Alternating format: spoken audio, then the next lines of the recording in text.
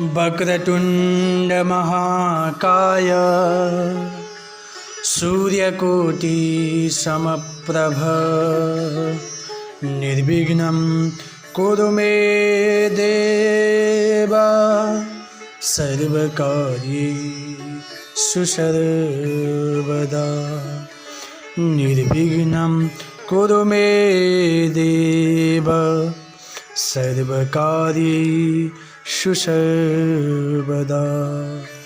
ओम श्री स्वस्थानी परमेश्वर्यै नमो नमः।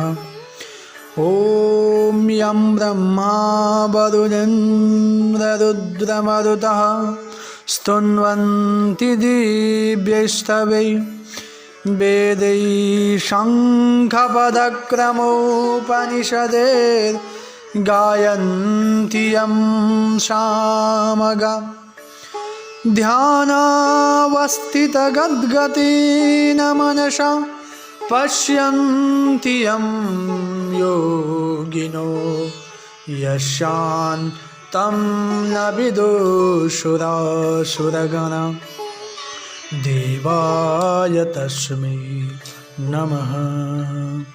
श्रीमच्चन्दनचर्चितोज्ज्वलवपु शुक्लम्बरमल्लिका मालालङ्कृतकुण्डलाप्रविलसन् मुक्तावलीशोभिता सर्वज्ञाननिदानपुस्तकधरा रुद्राक्षमालाकरा वाग्देवी वदनं भुजीवसतु मे त्रैलोक्यमाता चिरं मुखं करोति वाचालं पङ्गुं लङ्घयते गिरिं यत्कृपात्वमहं वन्दे परमानन्दमाधवम्।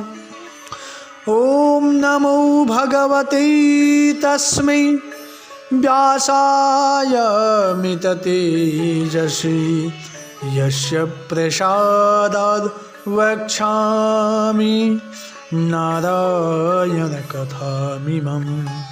नारायणं नमस्कृत्य नरं चैव नरोत्तमं देवीं सरस्वतीं व्यासं ततो जयमुदीरयेत्।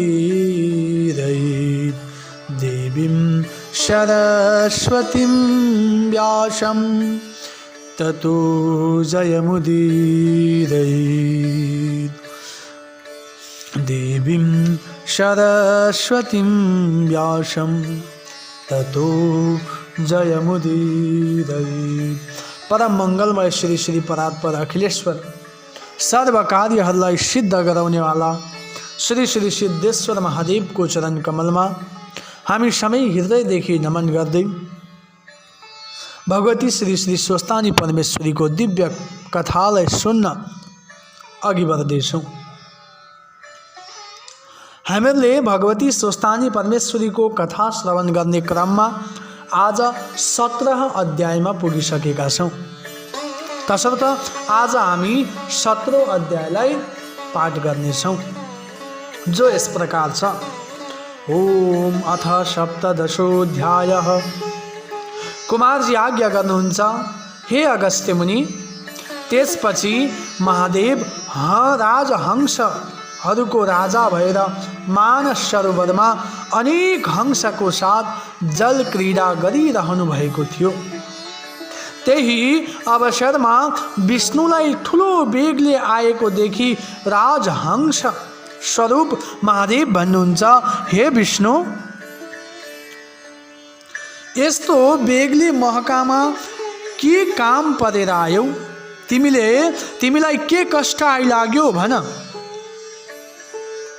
अनि महादेवको वचन सुनि विष्णु गरुडबाट ओर्ली दण्डवत प्रणाम गरेर भन्दछन्, हे ईश्वर, हजुर यता आएपछि हजुरको रूप धारण गरी जालन्धर पार्वतीलाई छल्न कैलाश पुगेछ।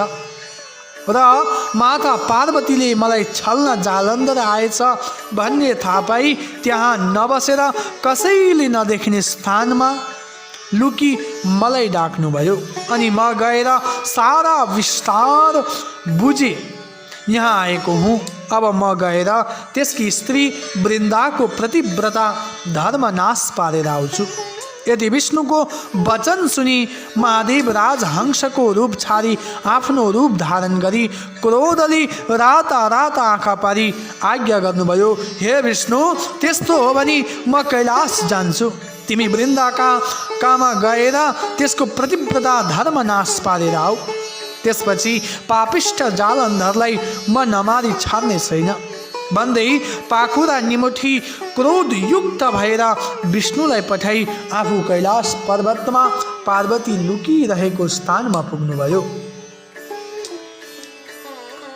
अनि महादेव आउनु भएको देखेर पाउ धोई दण्डवत प्रणाम गरेर, हे स्वामी, जालन्धर आएको सारा यस प्रकार जालन्धर आएको सारा वृत्तान्त वर्णन गरेर सुनाउनुभयो। अनि महादेव आज्ञा गर्नुहुन्छ, हे प्रिय, म त्यो पापिष्ट जालन्धरलाई नमारी छाड्ने छैन।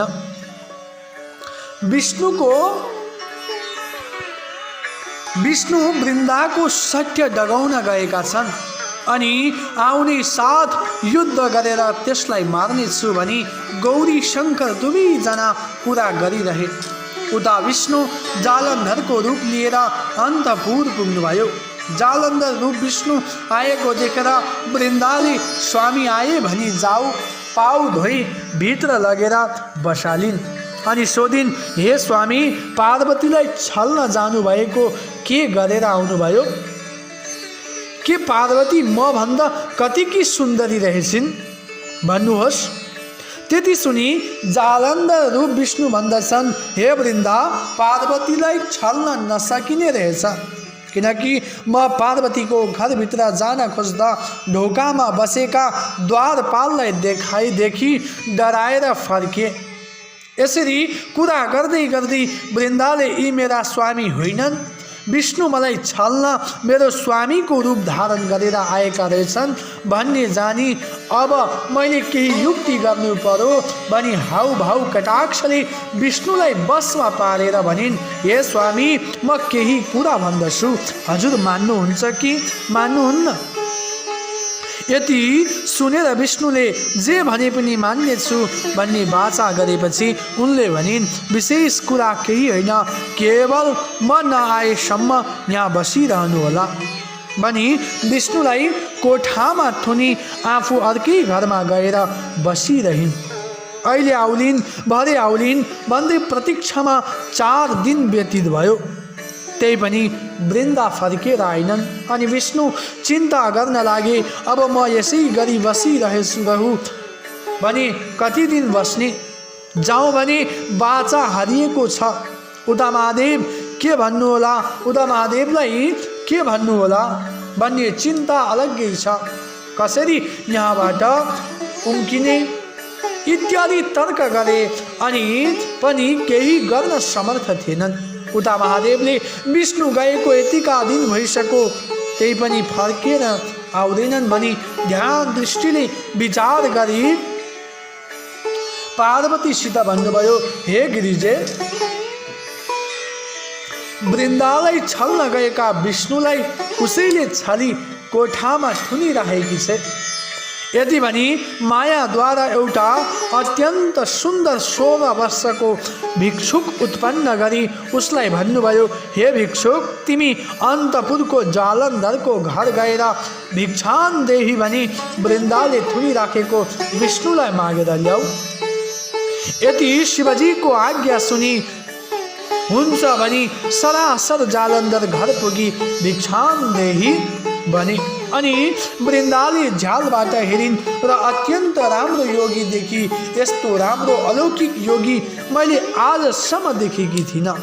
मेरो मनमा माग्न पनि कहिले आएका थिएनन्, मेरो घरमा केही माग्न पनि यी योगी कहिले पनि आएका थिएनन्।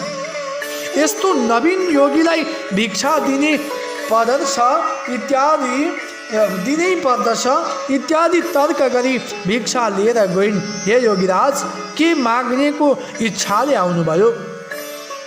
अनि योगीले भने, केही माग्ने इच्छाले आएको हुँ, दिने भए माग्छु, नदिने भए म व्यर्थ के माग्नु। त्यति सुनि वृन्दाले भनिन्, मैले दिन हुने वस्तु जे मागे पनि दिनेछु भनी वाचा गरेपछि योगीले भने, अरू केही पनि चाहिँदैन, केवल तिमीले कोठामा थुनी राखेको त्यो मान्छेलाई म माग्दछु कि विष्णुलाई देऊ। योगीको वचन सुनि वृन्दाले मनै मनै विचार गर्न लागिन्। अब के गरौँ? यस योगीले छल गरेर वाचा बन्धन गराई माग्यो, नदिए वाचा हारिन्छ, जे भए पनि वाचा हार्नु अनुचित हो। यस्तो तर्क गरेर कोठामा थुनी राखेका जलन्धर रूप विष्णुलाई बाहिर ल्याई योगीको जिम्मा लगाइदिन्। यसरी विष्णुलाई साथमा लिएर योगी बाहिर निस्की अन्तर ध्यान भई कैलाश पुगेर शिवजीलाई सारा कुराहरू सुनाए। यता विष्णु बाहिर आएपछि मनमा तर्कना गर्न लागे, म वृन्दाको सत्य डगाउन आएको हुँ, उसैले छली यतिका दिनसम्म थुनेर राखी, महादेवले के भन्नुभयो होला इत्यादि चिन्तन गर्दै गरुडमा चढेर कैलाश पुग्दा भए। विष्णु कैलाश जाँदा गरुड उडेको चर्को शब्दले जलान्धर मूर्छाबाट जागेर के को शब्द हो भनी विचार गर्दा विष्णुले कैलाशको चर्चा गरिरहेका रहेछन्। अत पार्वतीलाई छल्न कठिन मात्र होइन कि असम्भव रहेछ। अब यहाँ नबसौँ, धेरै घरै जाउँ भनेर जालन्धर आफ्नो घर गए। उता विष्णु महादेवको सामुन्ने गएर प्रणाम गरी एकतिर उभिरहे। विष्णुतिर हेरेर महादेवले आज्ञा भयो, हे विष्णु, तिमी वृन्दाको सत्य डगाउन गएका यतिका दिनसम्म त्यहाँ के गरिरह्यौ? आफ्नो काम अर्थात् उसको सत्य डगाउन सक्यौ कि सकेनौ? महादेवको यस्तो वचन सुनि विष्णु बिन्ती गर्दछन्, हे शम्भु, हजुरको आज्ञाले म गए, तर वृन्दाले छली म फर्केर नआएसम्म कोठामा बसिरहनु भनी प्रतिज्ञा गराई मलाई थुनेर आफू बाहिर निस्की। अब ऊ आउलिन् भनेर बस्दा बस्दा कयौं दिन बितेछ। बाचा हारेको र प्रतिज्ञा गरेको हुनाले त्यहाँबाट निस्किन नसकेर बसिरहेको थिए। पछि एउटा योगीको साथ लगाई छाडिदिई म हजुरको दर्शन गर्न हाजिर भए। विष्णुको यस्तो वचन सुनि महादेवले ब्रह्म, इन्द्र आदि 33 कोटी देवता, यक्ष, गन्धर्व, किन्नर, नन्दी, भृङ्गी, 64 योगिनी, भूत, प्रेत, पिशाच, राक्षस सबै जम्मा गरी आज्ञा गर्नुभयो, हे देवता हो, तिमीहरू गएर पापिष्ट जालन्धरलाई मारेर आऊ। यति शिवजीको वचन सुनि देवताहरू होस भनी तयार भए। अनि शिवजीले नारद मुनिलाई निमन्त्रण गरी, हे मुनि, तिमी गएर जालन्धरलाई तिमीसित लडाइँ गर्न समस्त देवताहरू आउन लागेका छन्, तिमी सङ्ग्रामको तयारी गर भनिदेऊ। शिवजीको आज्ञा अनुसार नारदजी पनि तत्काल जालन्धरको घर जाँदा भए। हे मुनि, उता जब कैलाशबाट जालन्धर आफ्नो घर गयो तब वृन्दाले स्वामी आएको देखेर पाउ धोइ भित्र लगेर बसेपछि सोधिन्, हे स्वामी, पार्वतीलाई छल्न जानुभएको के कसो भयो? अनि जालन्धर भन्दछन्, हे प्रिय, त्यस विषयमा विस्तारले भन्दछु। सुन, म महादेवको भेष धारण गरी कैलाश पुग्दा पार्वतीले देखिन् र सुवर्णको कमण्डलु लिएर मेरो खुट्टा धुन आइन्। त्यसै बेला मैले देखेँ ती भन्दा सुन्दरी स्त्री तिनै लोकमा हुन असम्भव छ। अत तिनको अनिद्य रूप देख्ने साथ मेरो होस हराई मूर्छा परेर भूमिमा ढलेको थिए। पछि चेता आयो र उठेर हेर्दा पार्वती कता गइन् केही जान्न सकिन र घर फर्केर आए।